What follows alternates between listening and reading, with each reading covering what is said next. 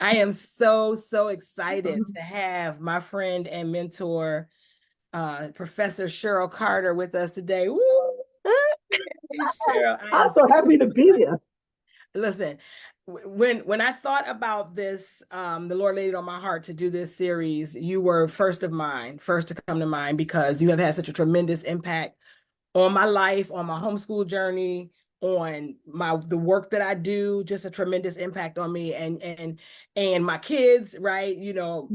We'll talk a little bit about how Joelle could not have blossomed as the creative writer that she became if it was not for you, because she fired me from being her English teacher. So we'll talk about all of Remember that. it's listen, we'll talk about all of that. I want to start. And listen, y'all, we did not. Red Orange was not a part of the memo, right? Yeah, we did not. Yeah, We yeah, just did. We not, just put it on. We are yeah, connected yeah. in the spirit that way. I am so excited though to have you with me, Cheryl. And I want to let's start by just I'm going to let you introduce yourself. Anybody who's watching who does not know me, I am Nicole Kennedy Green. I am the host of the owner, host, ministry leader of Homeschool Moms Pray. I also am the owner of Homemade Confidence, a consulting, coaching and consulting firm for homeschool families. And I'm hosting this series, Homeschool Pioneers for Women's History Month, in which I'm going to be introducing to you all over the course of this series 4 dynamic women who have in some way or another influenced my life as a homeschooler. And so we're starting today with Professor Cheryl Carter, and I'm going to get out of the way and just let Cheryl go ahead and introduce herself. And so Cheryl, tell us a little bit about you and maybe, oh, but let me start with this part. So let me tell y'all how Cheryl and I met, and then she'll tell you about herself a little bit. So Cheryl and I met on the phone. I lived Yeah. in East Central Illinois, is how it is, Illinois. That's how it's described by those people who live there. In a small town about 2.5, 3 hours south of Chicago. If you've read my book, you've heard this story. You've probably heard me tell the story before. And my kids, when we first decided to homeschool, I had to find my people. If you know me at all, you know I'm extroverted, right? I had to find my people. And one of the ways that I decided to search for people was I went to the library and I asked the librarian, are there homeschoolers here? Like who homeschools in this town? And she gave me one lady's phone number. And no, she told me to call Illinois. I think they call it ICHE, ICHE, Illinois Home Illinois Christian Home Educators or something Educators. like that. Right. Yeah, yeah, And that group, the woman who answered that phone is friends with Cheryl. yeah. So she gave me that. So that lady gave me the number of somebody who I met in town, and that story goes on, and we'll talk about that later in the month because we get to hear more of that story when I interview somebody else later in the month. But the woman who answered the phone, who Cheryl will tell you about a little bit, the woman who answered the phone in Illinois lives up near Chicagoland, right? And she gave me, I think we were thinking about moving back to New York because we're from Buffalo originally, and she gave me Cheryl's number and let me talk to Cheryl about what homeschooling was like in New York State. If you live in New York, you could understand how 20 years ago I had a lot of trepidation about that possibility. And Cheryl helped to calm all of those fears for me, and she has been a wonderful mentor and friend ever since. So now I'm gonna get out of the way, Cheryl. Go ahead, Okay. tell us a bit about Okay. you. And So I've been homeschooling what seems like forever. I have 5 kids. And so I'll just say my oldest is, oh gosh, if he's watching this, he's going to say, you're getting it wrong, Mom. I think he's 31. I think. Nicole's looking at me, so I hope he's because 31. because if he graduated in 2008, How old is he? I I did don't the even know. math yesterday. I think he's going to be 33 on whatever next All birthday. right, so he's gonna be 33, then he's I 32. think. I Okay, think. no, you're probably right, because I get I can't even say how long I've been married because my husband corrected me. I know I'll be married close to 40 years. Yeah. So I'll just say close to 40, so that way it doesn't. Right. If I'm It's wrong, right. Right. I don't know. But seriously, I've been homeschooling for a really, really long time, and I started homeschooling. My homeschooling journey started, in all frankness, because I didn't want my kids to become a statistic. In all Mm, honesty, mm, mm-hmm. and we moved to I won't say the town I moved in because then people are going to get insulted if kids go to that school. But I didn't at the time. I didn't want my kids to go to school, and I had heard about homeschooling. I didn't know any homeschoolers who looked like us, Mm-hmm. um, and that was the biggest thing. But I felt called to homeschool. I felt this was what I wanted to do, and I didn't want to do it completely um, following the trend that most people do. So I started doing lifestyle. I call it lifestyle homeschooling, and we we embarked on it. And I thank God for a good husband because when I went to my husband, I said, homeschool. He didn't say that's a crazy idea. He said, let's go for it. So I appreciate Derek. He could have said, you know, Yeah. it was a Yeah, because crazy a thought. lot of He said, people have trouble with that. A lot of people have problems. Their husband does not want them to homeschool. They have a lot of issues with, what are our kids, what's going to happen with our kids and how are they going to mm-hmm, socialize? Because a lot of times we moms are the ones that dive deep into, the all of the education things, especially if we're stay-at-home moms already, right? right. We dive deep into all the possibilities. We met some Mm-hmm, girl at the grocery store, or we saw some family at the mm-hmm, library, mm-hmm. and then we bring it to our husbands and they have not Mm-hmm. had time to catch up yet, right? Yeah, They right. have not had time to like do all the preliminary hard work that we've done. So we Mm-hmm. have to bring them up to speed. So Yeah, yeah, I thank yeah. God for Derek too, because where would we be if he was Yeah, not on board? yeah, yeah, he wasn't, yeah. And he's been good because he's walked alongside with me along the way. So we started homeschooling. Okay, what am I doing? I'm telling about myself. Yeah. So homeschool along the way, I started writing. I was a teacher, I want to say by trade, um, undergraduate and graduate degree of working with special needs kids, and just jumped in and started homeschooling. And homeschooling ended up for me being nothing like it. To be frank with you, nothing like it was when I was a teacher. Mhm. Interestingly enough, but anyway, and so now, and so because I started doing my own curriculum, people started asking me like, "How did you do that? How did you get your kids to write?" Which is how I started doing writing homeschool curriculum, and always was a writer, so I started doing writing books and stuff and such. And so now I run the Capable Scholar, which is homeschooling and for anybody actually, to if you want your kids to write and you want them to write well, and you want them to do creative writing. I have a lot of books. Homeschool Scholars, a lot of books. Through one of my pen names, I can't say the pen name, but one of my pen names, which is Collegiate Learning.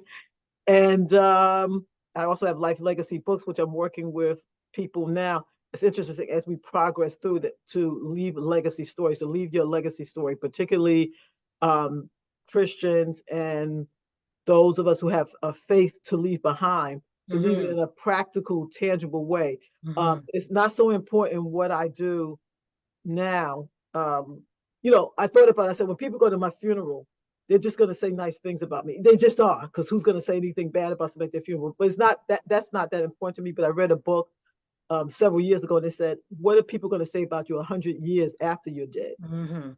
And so my life legacy books, I work with helping people to leave a legacy, particularly in our community. There's so many things that we have done that nobody, you look at Black History Month and people are like, oh, wow, a Black person did this and a Black person Yeah. did that, but I didn't nobody, know. I didn't know. I didn't right, know. no, Right. right. Yeah. And so we have a legacy. It's interesting when you said you were going to do this, Nicole, we have like, I'm honestly, I'm excited that you're going to be doing Belinda Bullard and Paula Nebworth because both of them were instrumental even in my journey in homeschooling. And Wanda Jabert was integral in my journey. And so, I hope people come in because they really, oh my God, they two people who have a lot to give. But anyway, so I do also life legacy books. I help people write books. So they call me the book midwife. So if you're kind of stuck writing a book and you Yes, don't know what to do, I'm a witness.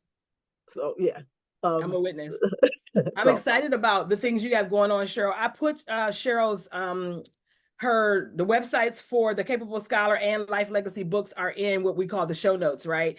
On both the lives, so you all can find that and you can see. So this series is about homeschool pioneers who inspire my life, but it's not just, we're not going to talk much about homeschooling. Like, I mean, we're not only going to talk about okay. homeschooling. What Cheryl Mm-hmm. just shared was her work with helping people write. I'm going to tell you, and she knows this because she's a college professor now.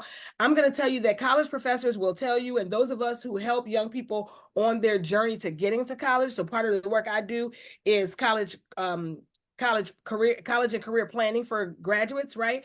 My work involves homeschoolers, kids from private school, micro school type settings, any kind of alternative setting where they either don't have a guidance counselor or those guidance counselors are stretched, okay, and don't, they have a tremendous workload, and the kids can't get the individual attention that they need on their way to college application process and all of that. And I will tell you that writing, the United States likes to concentrate on math because that's where we're competing in the world. But writing is one of our, I think, an overarching weakness. When you find a young person who can write well, they stand out. But writing is important. I tell my students all the time, my grammar and comp classes, you must be able to communicate effectively. My grammar and comp classes are all about communicating effectively because I believe everybody has a message, right? But if we can't understand your message, we don't know what you're trying to say, your message gets lost. So I'm saying that where the Capable Scholar is where you can find Cheryl's help with that. And this is a good place for me to pull out one of my favorite Cheryl Carter books. I use Cheryl's curriculum. Oh, yes. Yes, this and mine is well worn, okay? Because I use it. This is the student handbook, and I have the my teacher guide is in a 3-ring binder. But I have used Cheryl's book for several years, and this is what I use it to teach grammar and composition to homeschooled high schoolers. And when I do my boot camps over the summers, sometimes I do boot camps over the summer, some summers, and I use that as the composition guide. So it's what I use to teach young people writing. And one of the things that has blessed me about Cheryl, and I alluded to this at the beginning, is that she, when my daughter was emerging as a writer, my daughter's some of you know my daughter's a creative writer. She went to college for creative writing. When she was emerging as a writer, we bumped heads all the time because she refers to me as a red line editor, right? It was all wrong. Red line here, I'm making suggestions, crossing out stuff. And I appreciate that, Cheryl, because let me tell you, when Joelle told me I was no longer going to be able to be her English teacher, she fired me as her English teacher and told me not to edit another thing she wrote. It helped me to understand now in my editing work, right? I do editing as well. It helped me in my editing work to always make sure I am maintaining the author's voice.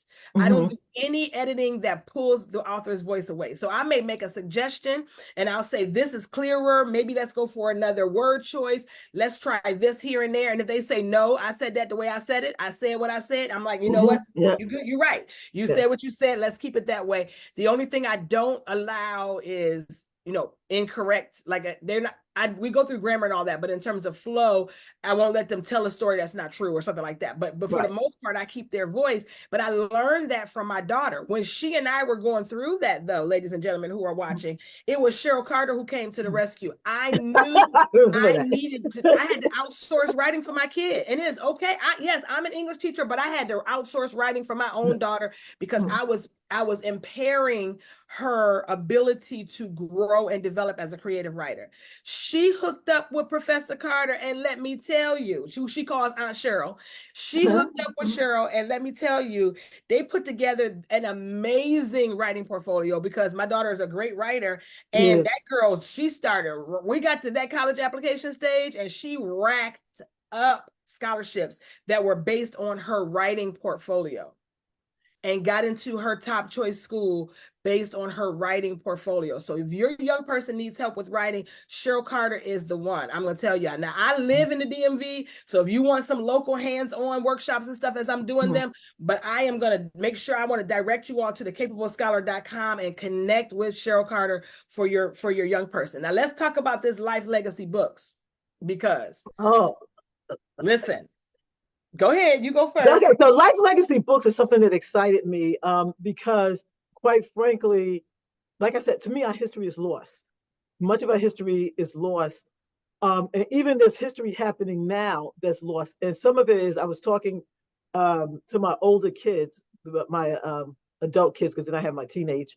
But one of the things they say, they'll say, Mom, you did this and nobody knows it. Or you did that and nobody knows it. Or this person did this and nobody knows it. And what happens is, well, some of it is we don't even know that we're making history. So it's interesting. As I get older, I realize like, and not in a bad way, but I realize like, oh, wow, I'm at the point now. I have to really, you get to a certain age and I have to shift into legacy. Part of the reason why I love working with writers, and by the way, write me, contact me, but I'm very particular about the writers I work with. I will say that. I'm really particular. I want to see what kind of message you're leaving, because whatever you're leaving, in some way, God is using me to help you. So I want to make sure you're leaving a good legacy. So there's certain people I won't work with. So I'm just gonna throw that out there, just to That's be your prerogative.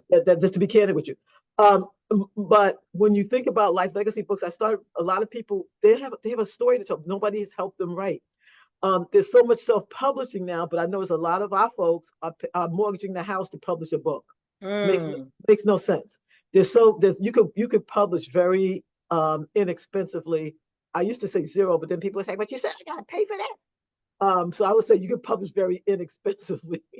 Yeah. I won't give a figure, but that and to tell our stories. Oh my God, like there's stories to tell. There's you're doing this, 100 years from now, is it going to make a difference? Like, is somebody going to come around and say, with Black homeschoolers, oh, there were pioneers who didn't use, and I won't say the name of any curriculum, so nobody can try to sue me, but there's some curriculums that we tend to flock to because it's traditional, Mm-hmm. and it was used at the Christian school, and so I just put that out. Or some people erroneously think it is accredited. Most of it is not. Um, and even though they might use words to make you think, read, read, you write so you could read. Um, and so it was just really important for me that we have the legacy of things that we're doing now get captured. And I'll be really frank with you. Also, I think about as my kids are getting older, some of them are like, "Mom, really?" Like they don't necessarily want to listen, but they're listening. So one of the things that I've developed, and I was working on this weekend, so it should probably be up soon. So just email me. Is I did a book called 100 Questions You Should Ask Your Parents, Mm. which is really good. But I also I did like a card deck on 100 questions you should ask your African American parents, Mm. and 100 questions you should ask your Christian parents, Mm. because Oh, so good. there's legacies. Like for instance, there's legacies that we don't know about. If you don't tell, you don't know. So one of the things, and I'm sharing this publicly, one of the things I've always said about my husband is that there's clear, even when I first met him, like long ago when we were first starting to walk with the Lord, I could see in his life somebody had prayed for him, and there was some kind of legacy on his family line about him being in a pastoral position, a ministerial position, I should say that. And I see it as it has unfolded. And you know what? It's just something I felt in my gut, but I haven't seen it written down. And so it's really important as we go back and we look at things written down. If I look back, my family, so my legacy from my father's family, if I look back, his legacy we can trace it back to I think it's 1838. Mm. And this is, by the way, haven't looked at any genealogy, just as oral tradition, folks. And so, but we could trace it back that my father told me that the slaves were taken from New Guinea. And he also knew the name of the enslaver. I hate to say, I don't use the word slave master. So the The enslaver. Yep. enslaver. And so we know that. I'm not going to say the name but and so no, it's just different stories Mm-hmm. that he passed down, that actually some of the stories actually went against some of the things that we were told in history, because my father told Mm-hmm. me stories about native people, and how there's a lot of Black people, we were a lot of us were married into native people. Even in Long Island, some of the native people, if you go there, they look like Black people.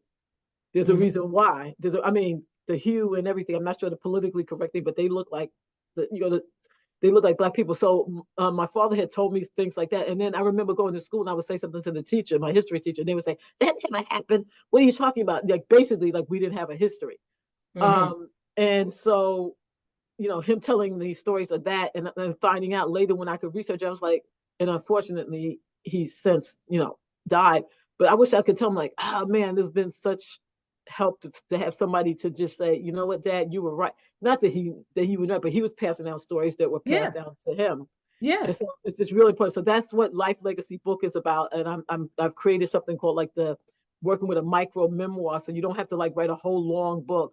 You could write some small and do it in a series of stories, and working with me in online classes and stuff like that. But anyway, I'm That's excited about that. Let me tell you, yeah. because when my mom, she got her diagnosis and went really fast. And Mm, the last holiday our whole family was together, one of the things I thought that would be important to do was to record her. And we just asked her yep. questions. And my brother and I were just talking about it the other day, how I mimic her voice a lot. So I can still hear her voice because I mimic it. So, but I can Mm, still hear her voice. And I like when we hear certain songs on the radio, she used to sing, I can still hear her singing it. But mm, one of the reasons my brother and I are so excited about that recording, my sister probably too, is because it helps us to remember her voice. After a while, one of the things mm. The memories that first, you lose is, your loved one's voice. yeah. But what we never got a chance to talk to my mom about writing a memoir, but we have been hammering my dad about it. So I'm really excited about those questions, because what it can do for us is help us guide him. These are things we tell us what you want us to know, but these are Right. all the things we want to know. So I can't wait till that resource is available. I'm really excited Well, about and the point is, and I really want to work with people who are not writers, it. Yes, uh, I'm excited because I can't wait to people who connect with you. struggle, who might say, but I don't know how punctuation is. So to get these things out, Yeah, and my goal is to make it affordable, because I looked at some of the other things that were available, particularly, and we don't necessarily. I'm saying we. I know what you mean. And Talk to even, I yeah, mean, just general population right, in right, right, general. right. It's stuff that you don't do, and then some of us, and then somebody might say, "Oh, that's really good," but I don't have a story. Everybody has a story, and I even for me, I'm thinking I'm at a point where like my teenagers know more than I do. Ha ha ha ha. But they think they do, but there's certain things that they need to know, and so another thing for me having to put it down because they might not want to know it now. Right. But you know what? They will want to know when you're not here. Yeah, I well, promise you. We yeah, have and so many questions. And that's one of Joelle really wishes she had talked to my mother more about like our Italian side of our family and other things well, like that. right, right, I want to let's talk about my okay, book. And the reason I'm bringing my yeah, book up, y'all, this is yeah. not shameless plug, even though this is my life, right? It's But a the reason really I'm good bringing it book. up is because Cheryl wrote the forward. I don't know if you can see that. Forward by Cheryl R. Carter. And it is a good segue out of where we are now, because one of the things Cheryl said to me often was um one of the things Cheryl said to me often was, get that book done. There's a lot in you. You have a lot. You have a story to tell. You have so much expertise. And she kept telling me that, kept telling me that. I was like, oh, I don't want to. And it was a lot of work. It was a lot of work when I was in the thick of homeschooling. And it just so happened that the pandemic provided us with the opportunity to take the time to do it. And when I was still dragging my feet, Cheryl decided to interview me. And so I'm telling y'all this part because Yeah, she yeah. hard to get this story out of me. My first book just happens to be a homeschool book, but your book doesn't have to be, right? Right. And I appreciate Cheryl because she impacted my life. Not only was she one of the first homeschool pioneers I met. I mean, one of the first, and her kids are older than mine, so she pioneered that way. But she Mm, also was a leader in her state organization, and still is highly regarded mm, on Long Island and in New York for homeschooling and nationwide. She's worked with all of this, some of the biggest organizations that we are not going to name them all, but she has worked with lots of people. She's mm, renowned and well respected and mm, sought mm, after and all of that. But I mm, really wanted to make sure we talk about getting your message out, because I believe that lots of us have books that we can write. Lots of us have messages, mhm, stories to tell, and lots of us have even if it's not your own like personal story. I'm working with somebody near and dear to my heart right now, Cheryl, who has already written her book, and I'm editing for her, and we're working on getting her story out. And mm, it's been a very what's the word, cathartic uh um undertaking for her to get it done. mm, She sees her. It's been just a blessing. It's been therapeutic, right, for her to mm, get it done. And so everybody, I think, should venture into telling your life story. Tell your family story. Retell the stories that your family members who may not be here anymore, you know, didn't get a chance to tell. But Cheryl wrote the forward for and really pushed me to get this book out. And when I was struggling, because I suffer with analysis paralysis, right? And when I was struggling, it's not good, it's not finished, it's not right. She said, get it done. You can always come back and change, add on, make another one. You know, I'm in the process of moving on with it, right? She was like, get it done, get it done. And so many people, Cheryl, have told me how this book has been a blessing to them. And so and you know, I start my dedication with you. I don't know if you remember that part, but I start my acknowledgments. Mhm. Just write it, she said. People need to hear what you have to share, she said. You can do it, she said, time and time again. That's how I start my acknowledgments in the book. With this continual refrain, Cheryl Carter encouraged me to write this book over a period of time that feels like forever. Even when it seemed I lost the drive to see it come to fruition, Cheryl never did. Her faithful friendship and patient exhortation provided fuel to keep the fire lit. So Oh, once you start talking to Cheryl about this book, you better write it. yeah, that's true. That's true. And it's not about her making money off whatever part she does. It's about how you better write it. Okay. I want to go back, Cheryl, to early on when we first met, because remember, Okay. I knew you before I knew you. Remember? All right. Yeah. We didn't have the internet and Amazon like we do. No. Right. I didn't buy Right. this book on Right. Right. Amazon. That's right. Right. That's right. And my book is hardcover. My first one is hardcover. Yep. Yeah. Yep. We're going to give this one away today. But my first book is hardcover. And it's called Chasing God and the Kids Too. And I saw this book, I know, in a Christian bookstore somewhere. And that little girl with all them barrettes in her hair, I said, yes, that one. I need this book. It's called Chasing God and the Kids Too, Balancing a Mom's Most Important Pursuits. And Cheryl has given me access to a whole box of these books. We're gonna do something with them with Homeschool Moms Pray after I graduate this kid. Okay, I'm just busy right now. I have that. Lots of them. I want to give away at least one today. But if you want one, they are available by Amazon. But I think on Amazon they're still in third party selling. But I have one, and we might be able to figure out how to get you one signed, because you know Cheryl's my girlfriend. Yeah. But if you want this book, get a copy of it. It was such a blessing to me. It's sat on my nightstand, and again, my original copy is hardcover. So I put some work into it. It talks a lot about. I'm going to read just a little bit of the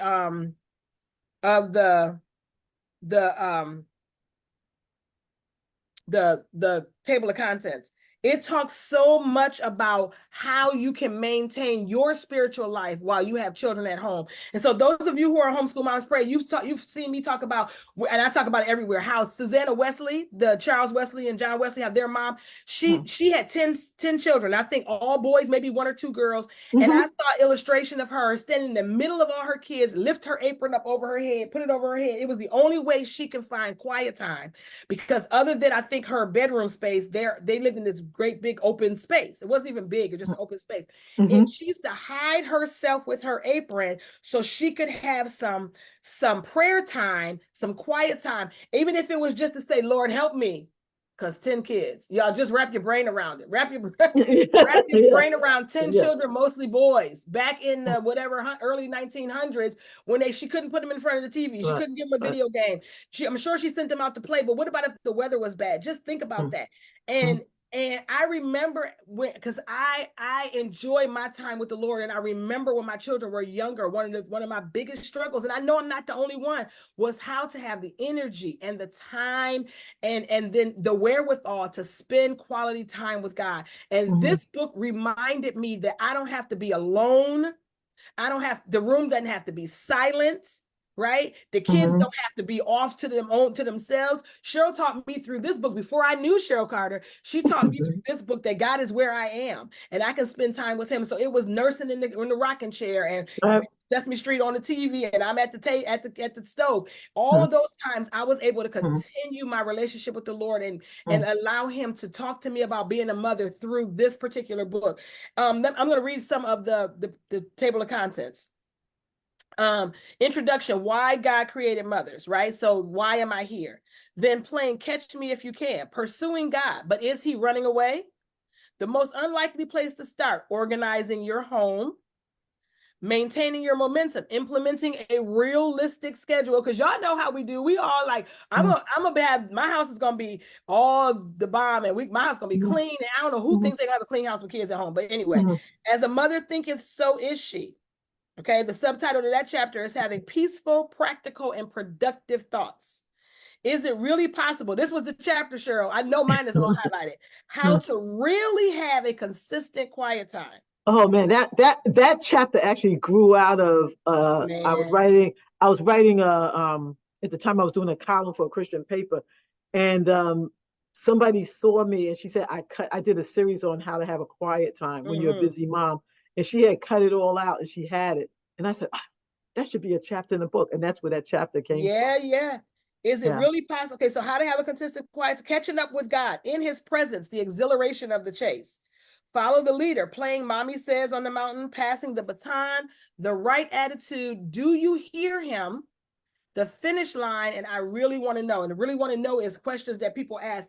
Get yourself a copy of this book. Let me know if you want a copy of this book, because I have several copies to we'll give away one, and then the work woman is worthy of her hire, so we're not gonna give away all of them, but y'all let me know if Mm-hmm. you want a copy of this book. You can also go to Amazon. I don't even know, Cheryl, do you have it for sale somewhere? No, well, because that was my Baker book. So actually, if they want to, I'm actually in the process of redoing that. So actually, if they Yes. want a copy, I would prefer them to either go to you or Okay, contact right. me directly. Yes, because Because because Amazon's gonna be a resold copy anyway, so get them right, from us. yeah. So they're selling them at an outrageous price because because Baker doesn't have has limited selection. But Yes. So yeah, get them from us. Get them from us. yeah, But I want, yeah, and Cheryl has written many, many books, yeah. many books. I want to talk some more. Let's move on. And we did have some topics we wanted to cover. So Mm-hmm. let's move on, because I know that the people are going to be blessed just by hearing some more from you, Cheryl. Um let's talk a little bit about homeschooling in community and with mentorship. That's big for me. And I think that Mm-hmm. even those of you who are not homeschooling, think about this. Think about how you, whatever it is you do, you need community, and other people around Mm-hmm. you Mm-hmm. will benefit from your mentorship. I have a girlfriend, Mm-hmm. I don't know if she's watching. I think she is. I'm not looking at the comments, but I think she's watching. And she and I have been talking about how she has become an expert in her particular field. And I think it's time for her to start pouring out to others. So, sister girl, if you're watching, if you're not, I'm going to tag you later. But let's talk about mentorship and community. How important is that in every area of our lives, but specifically for homeschoolers, sure, because that's where we got connected. Mm-hmm. Let's talk about that a little bit. So it's interesting. I won't go into the whole because you're going to have later, but like Wanda Jabert, who is a homeschool leader in Illinois, who we actually She connected, was our and connector. yeah, she was like connected, and we ended up being good friends. It's important for us to have mentorship because we have to pour into other people. And it also, I mean, the reality is when we go someplace and we do something, that people have to also look like us, because if you don't have somebody that looks like you start thinking there's this unspoken, I could get into something's on as unspoken as we think, but it becomes, can I do this or do I belong here? Mm-hmm. That really is the issue, and so it is important for people to see us in those places and mentoring and so forth. At one point, my husband and I, we had started a Black homeschool group. Now it was interesting because I had started that group, but I was also part of an integrated group, or a group we were moving more towards integrating. Mm-hmm. Um, and it was really important that people saw that they could do this. Because a lot of times what I got, even when I first started homeschooling, is, and I got it from a lot of different people. I shared this before. Some people, they called me a traitor. They were like, "How dare you homeschool?" But with a person of your skills and your abilities and what you could do, you could get in and transform the public school Mm-hmm. system. You could change it. You could do all these things. And I thought about it. I was like, yeah, but I'll be changing it on the backs of my kids. Right. Did I want to change it? What was that going to do to my kids? Right. And so it's really it's really important. And some people did it, and they were like, "Well, that's not the Black thing to do." I'm not sure the conventional slang now. I probably should be, but it was kind of like, that you just don't do. And so people had to see they needed mentors. They needed people to be ahead and walk and be willing to pull somebody up and help them along the way. And that's, oh man, that's so important to me that I feel it so, honestly, I feel it so deeply that when I see somebody who's coming up in the ranks, I even will kind of pull them aside and give them encouragement. I don't always do it as a big thing. But when I see somebody who's sort of struggling, who's breaking Mhm. into things, and so yeah, I just think mentorship is important. Yeah, Um, absolutely. in Oh, terms of in terms of the curriculum too. We don't, everything. yeah, you need teachers who really care about you, because it's contrary to what people have also said. People think when you homeschool, you close the door and you're in the four walls. My best homeschooling experience is, like, I look at it even on social media, that I still am in contact with my kids' teachers. They were homeschool teachers. That's really good. I'm still in contact with many of the kids that I taught, and it's really, it's really great. And the mentorship just cannot be, it's not something Oh, that's just a word that you just sweep it yeah, under. you It can't really is overstate it. yeah, you really Yeah. can't. Yeah. I was gonna say too, I am 100%, y'all know, I am 100% about finding the people that look like me, the people who, I mean, all down to like Cheryl and I, another way Cheryl and I connect is that we're both Pentecostal. We speak the same language and a lot, and I mean that literally and spiritually, right? We speak the same language. We have a lot of the same experiences. These educated men and all their degrees, like all these things, we have a lot of that in common. Um, and and so the representation, the identity piece is big for me. And I actually have throughout the series, I'm going to talk to Belinda Bullard, I'm going to talk to Paula Pennabrick, and we're going to talk also with those two ladies. We're going to talk about the identity piece as well. Paula talks a lot about her family being fourth generation apostolic church of the Lord Jesus Apostolic, the name of her church. She'll tell us because she can't talk about it without it. And she'll talk about that long line of church history that her family has, and Belinda has curriculum that shows the African American presence in American history. Those things are very important. But one of the things I champion for all homeschoolers is identity affirming homeschooling, no matter what your identity is, because I believe one of the reasons we homeschool is so we can teach our children what's important for us, what our values, what's important to us. And it's not, it's don't hear that mind control, people think homeschooling and they think indoctrination and mind control. That's not what I'm talking about. What I'm talking about is if you send your children to school, whoever they are, Christians are complaining about it all the time. You send your children to school, whoever they are, whatever your background is, and they go to a place, right? It could be the same thing if they're going to. We had that experience at a church. We had that experience with our Christian children at Christian churches, with people who taught our children that Pentecostalism was not right. So we're Pentecostals at home and on Sunday, but they were attending a program on midweek where they were teased for that. That was not identity affirming. That Right. caused a schism, issue with them and their understanding of who they were. So identity affirming in every environment is important.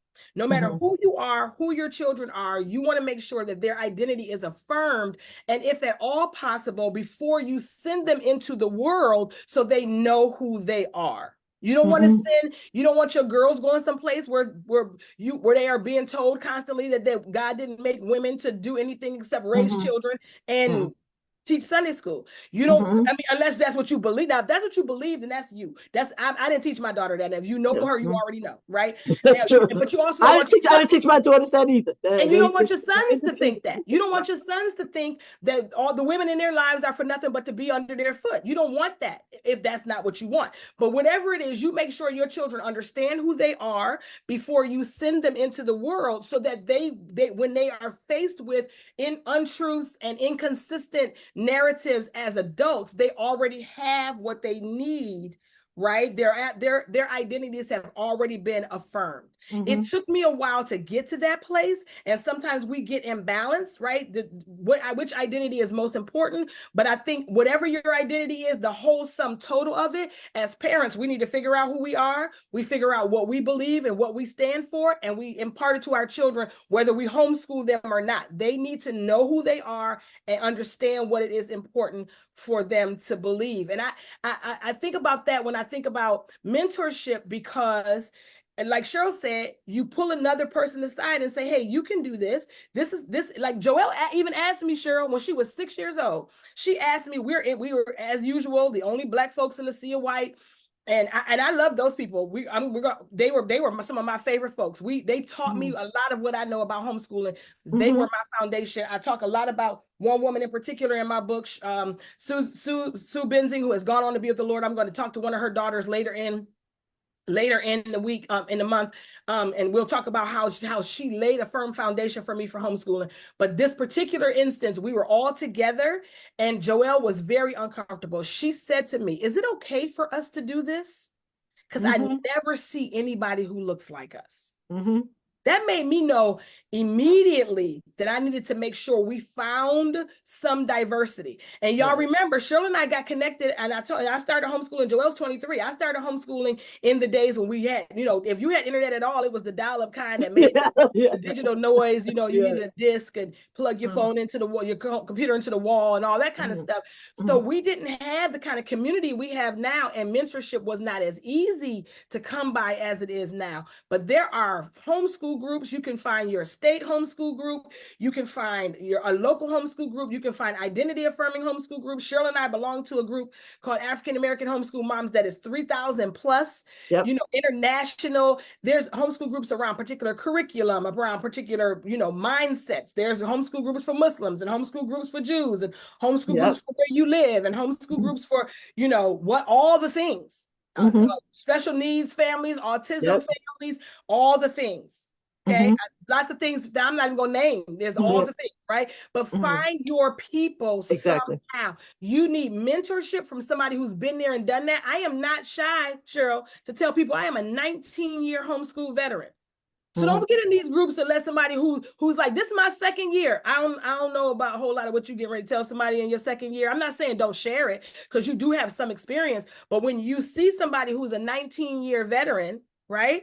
A Yeah, and I got 20-year 30, veteran, I got 30 years on you. So 30-year veteran, you listen to yeah, this is a yeah, whole Titus 2 experience right here. yeah, The yeah. younger teaching the older teaching the younger. We can help you along the way. So find somebody to glean from. And I serve as a coach and a consultant. Find somebody to glean from, whether you're going to pay me for my service or you just get in my orbit. However it is, find somebody to glean from so you don't have to do it alone. You don't have to do it alone. We have already paved some trails for you so that you don't do it alone, right? So Yeah. find your community and get yourself some mentorship, whether it's directly or indirectly. Cheryl and I kind of fell into mentorship. I just told her she's my mentor. I want y'all to know, I wish we were standing side by side. Y'all need to see this fiery person is not big in stature, but she's a huge personality and a tremendous, Cheryl, you are. I'm not talking about you like you're not sitting here. A tremendous um you've been a tremendous asset, a tremendous contribution to my life, to my homeschool journey, and as a result of that, to the people who I mentor and coach and consult with, and those who are my friends, and the people that I work with every day in our homeschool community, and a blessing to my children and to my husband and to my family. Just been a blessing, and now Amen. we Amen. interact with each other's children. Just a tremendous blessing that you've been. I want to talk a little bit about let's talk a little bit in this moment about some key takeaways from your homeschool journey. Well, just tell me some things that if you were to as you look back, think about one or two things as you look back as key takeaways from your homeschool journey. They could be positives, they could be negatives, it could be lessons that you learned, it could be people who you came across, something like that. Okay, so I'll get before I do that, can I just say one thing I want to Mhm. say? Because you were saying something and I'm uncomfortable. So like you're Oh, saying all the accolades, I get uncomfortable. That's okay. oh yeah. The guy's No, working on me on that. That's and okay. I don't care. I'm gonna accolade you Yeah, yeah, yeah, into I know. discomfort because you are a Yeah, blessing yeah. to me. Okay. Well, I just want to say one thing because when you were talking about mentorship, your book, the chapter one, and I said this because I read it through and through. People really, really, no matter what, they really, even if you've been homeschooling a long time, you need to get that in chapter one, because one of the things that Nicole does really, really well is how she speaks about interest, finding your interest and finding mentorship. You really just need to get clear, because sometimes we start. I'm answering the question, but I want to think that because sometimes we start homeschooling and we don't. We start homeschooling because it's like it's a good idea. We spoke to somebody, but what I love about it is like, what are your reasons? As a Mm-hmm. result of your reasons, what's going to be your approach? Mm-hmm. So what's your approach? What's your curriculum? So I just wanted to say that, like, so when we're talking about mentorship, Some of you might be, you might be in Alaska watching this. And so you need to get that book. So just to say they do need to get your book. Yeah. She's And referring to this book, and you need to get it from me too. My book is available on Amazon, but I'd rather you get it from me. And if you buy it from me, you can get me. I'll sign it for you and say something cute about you. But so she's so talking about chapter one. Chapter one in my book is why. It's about your why.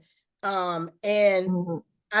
what she's referring to is where I take you through a journey of kind of self-reflection and contemplating what is the reason that you are doing this and what do you hope to get out of it. It is and then you end up writing your family mission and vision statement. So it's the what, the how, and the yield that you want from homeschooling. So that's chapter one from Homeschool 101 charter course. Enjoy the journey. Yeah, that was like one of my favorite chapters. So to answer your question is, so the things that I'll talk about what I would have did differently first. Mm-hmm. What I would have did differently is one thing, since my kids have gotten older, because I was so involved in integration and I wanted to integrate, and I just thought, oh, my kids are gonna have all these experiences, is that I didn't deal head on with a lot of racism that they encountered. Mm. And I assumed that, um, hey, it's okay, or we'll get over it. And it was like, it wasn't until they're talking to the younger kids, and I'm like, oh, they're like, Mom, don't do this or don't do that because of things that happen that I just dismissed. And that's the reality. I think sometimes we think because we're homeschooling and we think because we know everybody in our orbit that the kids are not, that has to be. And I know, um, so if I had to do it over again, going back, I would have been a bit more diligent and not just sort of let things work out, or think that because I addressed it with one individual, that other individuals weren't around it to have that mindset. Mm-hmm. So that's the first thing. That's just the reality. Number two, what I would have done differently is that I would have probably not pushed my kids as much as I did. Now, all of them have went on Academically, you mean? academically, and I know some Mm-hmm. people are gonna be like, and I say that because my kids have gone on. I got some with a PhD. I got two daughters who are college professors. And yet when I look at it, I remember my kids telling me something when they got to college. They were like, "Oh, Mom," somewhere it was like kind of like they like college wasn't as difficult, or they kind of knew some things that other kids didn't necessarily have. But at the same time, on the same token, I went back in my head and I think, we probably could have just went to the park more. Was it a big deal? No, seriously, Loosen up, Mom. yeah, was it a big deal that I had to do reading every single day? Because your kid comes in ebbs, and now as I got, they gotten older, I kind of knew it. But those are the two things I think I would have hit racism head on.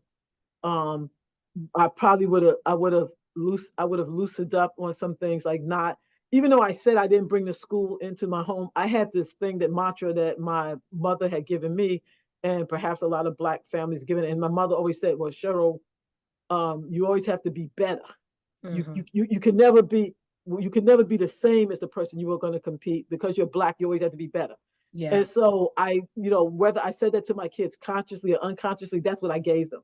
Mm-hmm. So I always thought that they always had to be better, and not in an arrogant way, but they just had to be better. Like if they wanted to compete with somebody, they had to be better.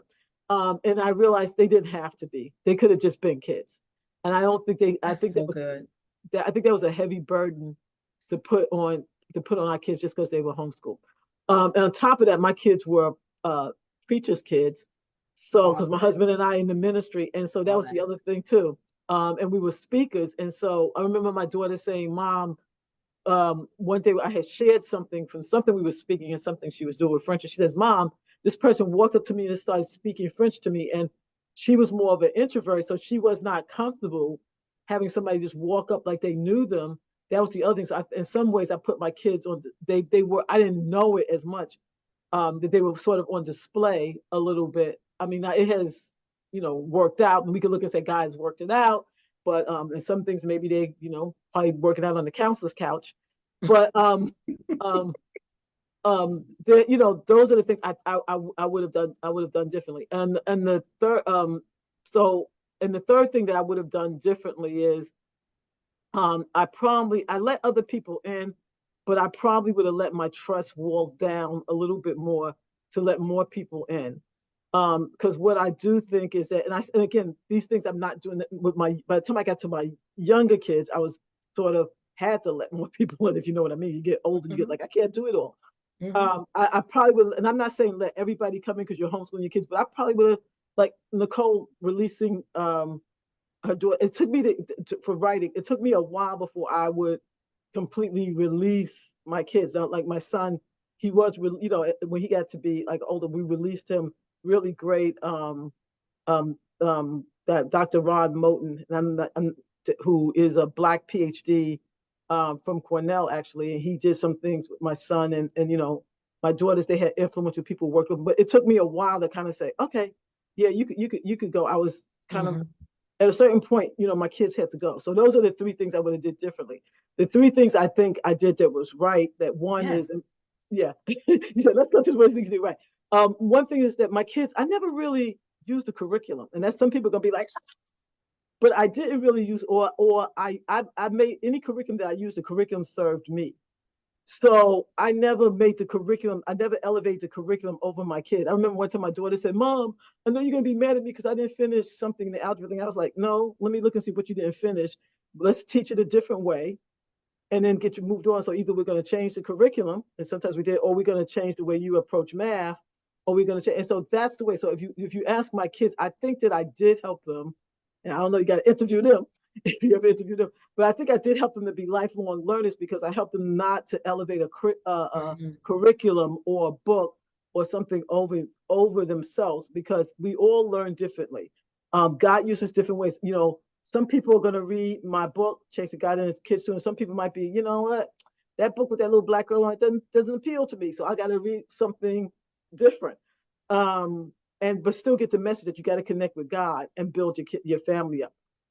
So I would say that I looked into which ways they learn and worked with it. I looked at my son, and it was interesting because he did get his PhD, and so somebody said to me who I hadn't seen in a while, and she said, "Oh, he was always very smart. He must have been very easy to homeschool." I'm like, "No, sorry, Jared.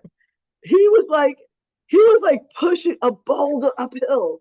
And I used to sometimes say to my husband, like, do we really want to keep this homeschooling thing going? Maybe we should put him in school. Because right now, and he was my kid who would like argue, like, why are we studying this?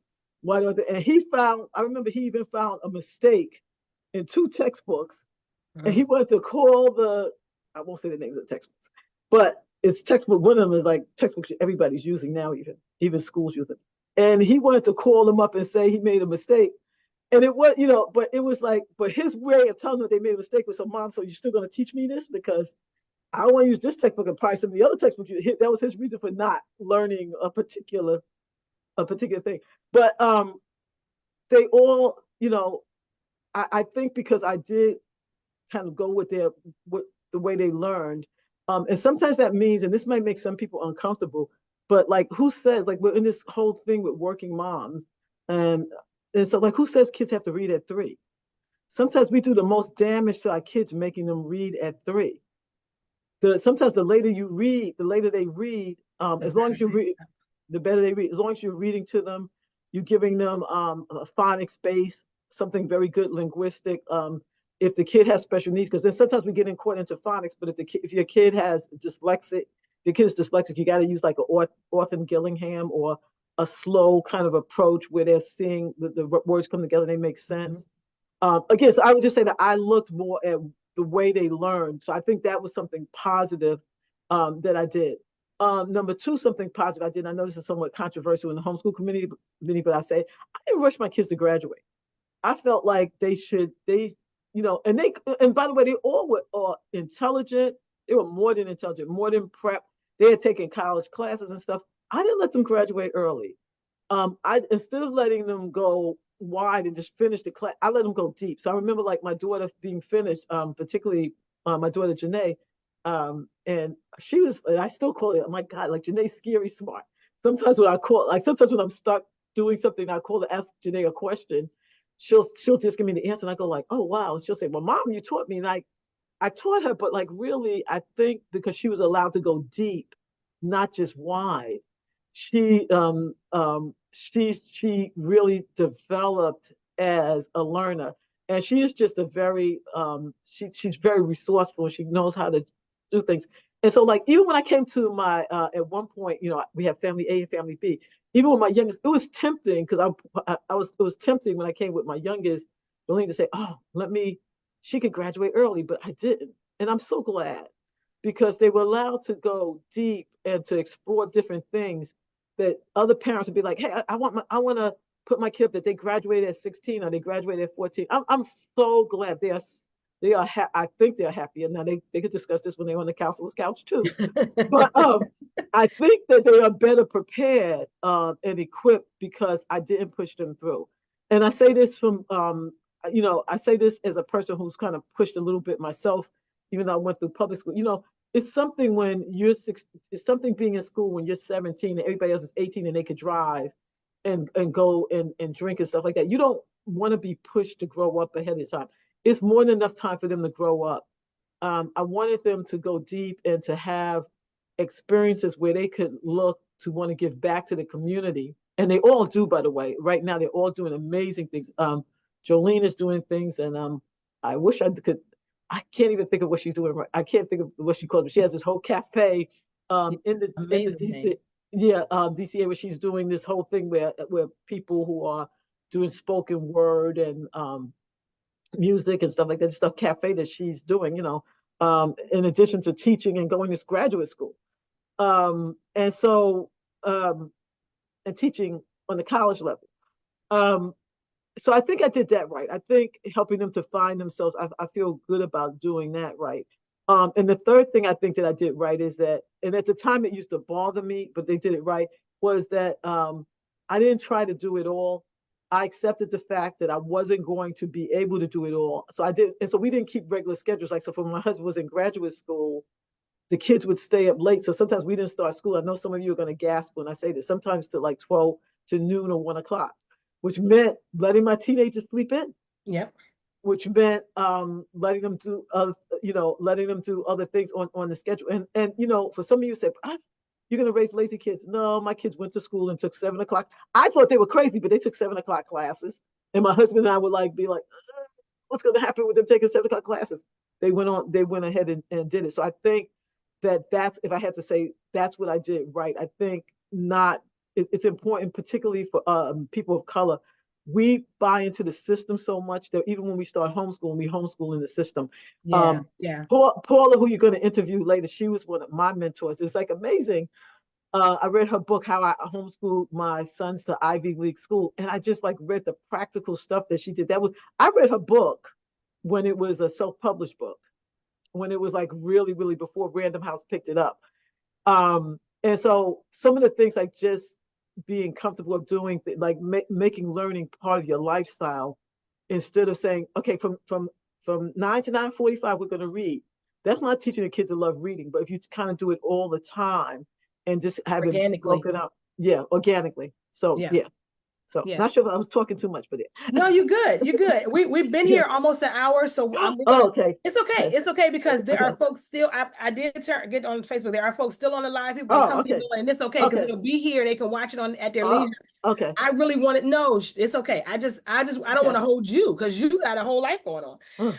I wanted to share one of the things you talked about, and all of you all who have mentored me have taught me this, was that not putting myself in a box, that getting out of the box homeschooling has been, I think, a hallmark of us. The Green family, we don't box at all. We are square pegs and round holes type of thing. We are so out of the box often in a lot of different areas. And my youngest, my teenager, I don't know. I've been in this room for a long time right now, but I think he's still asleep. If he's not, he's up and moving because he's got a friend in town for spring break and he's going to hang out with. But we're comfortable letting our kids sleep in but they get up and go to work. They're doing what they do. One of them is at work, and the other one is in class somewhere in Ohio. I know for sure. So it doesn't hurt them to let them to really let them come out of the system when you have them at home. And even for families whose kids are not in school, whose kids are in school, I think finding ways to let your child be their unique self is very, very important. I always try to find some ways to help them to glean from us homeschoolers what they can be doing within whatever, whatever situation they're in. It's so good, so important to, as we talked about identity affirming, right? Once you help your children figure out who they are, learn who they are, and then be who they are, because that's how they go on to continue to make a difference in the world. And one of the things that I wanted to I want to share just some final. We talked at the top what you're doing these days. We talked about your efforts, but one of the things before we share our final words and advice for the audience, I wanted to just reiterate a little bit. If you go back into what we call the show notes or whatever, the both of Cheryl's websites are there where you can find her legacy book work, and also where she can help your young people. They don't have to be homeschoolers with their writing. Make sure you check her out on her websites, and she's everywhere homeschoolers are on socials. And let's talk about the prayer ministry, Cheryl, because we both have that in common as well. Oh yeah. So Cheryl has a prayer ministry called A Safe Place to Pray, right? Yep. Go ahead. You want me to start? So A Safe Place to Pray was started because years ago. Okay. So a few years ago, just having a place where people could pray for our government, for our leaders. And sometimes we say, yeah, the Bible says to pray for our government, our leaders, but we don't often do it. Or we do it and we do it kind of tritely, like just, okay, yeah, I prayed, and then move on.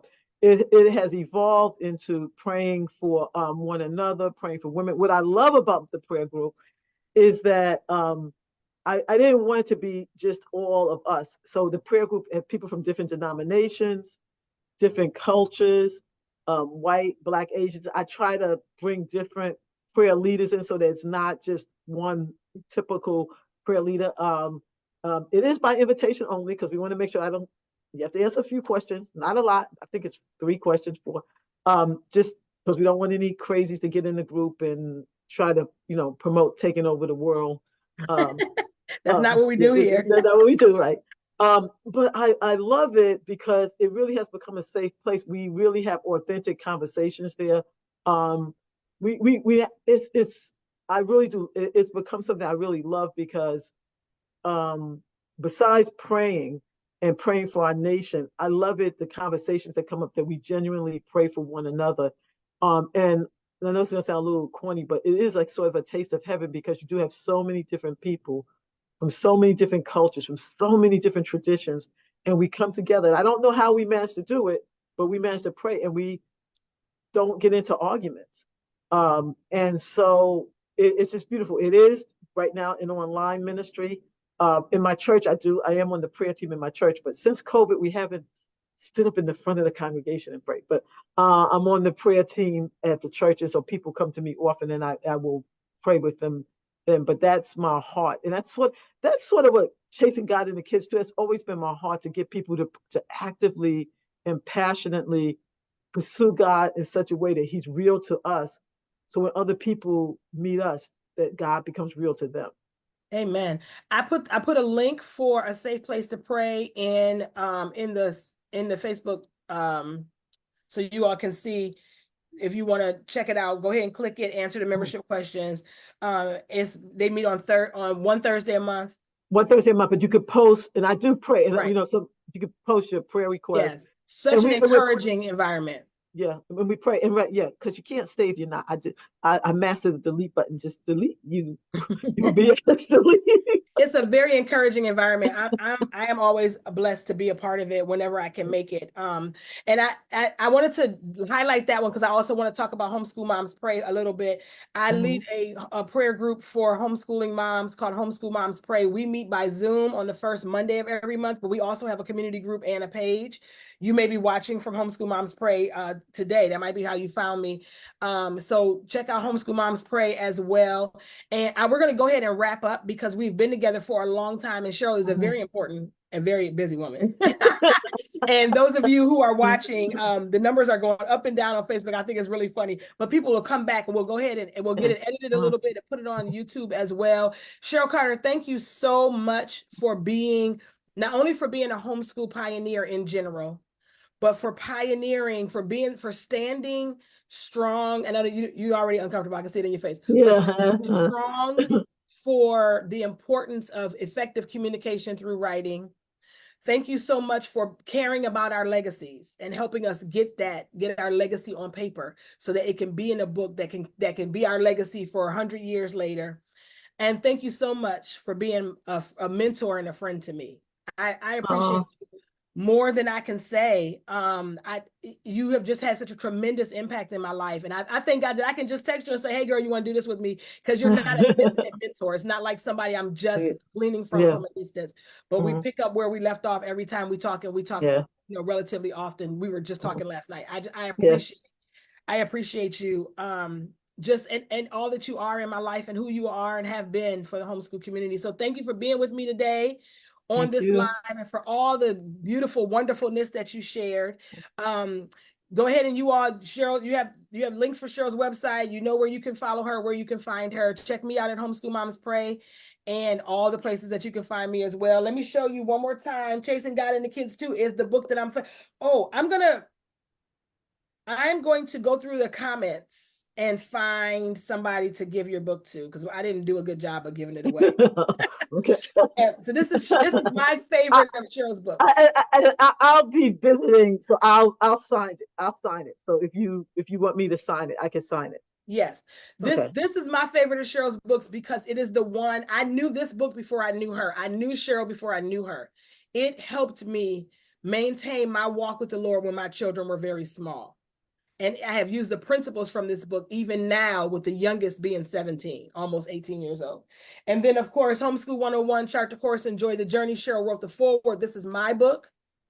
And Cheryl is a writing teacher extraordinaire. This is my favorite of her writing curricula, but you have her website, so you know how to find her. Thank you again, everybody, for being with us. It's been a blessing today. I'll see you again this Friday, where I'll have Paula Penn Nabrett in the same kind of opportunity. I think we're meeting later in the day, though. Watch out for the flyers and you'll see it. And we'll talk more about homeschool pioneers who have impacted my life. Have a good day, everybody.